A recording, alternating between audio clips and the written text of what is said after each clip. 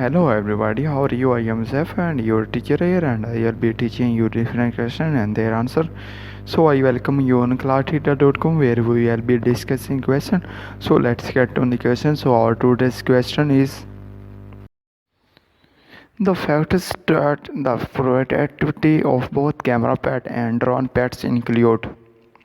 The right answer to the question is the size of the assembly quality insensitive spare to camera drone pets, how favorable the size of a company's total compensation package not including overtime pay for camera drone pet member compare against the camera drone all company average and changes in the number of camera drone models that have to be assembled.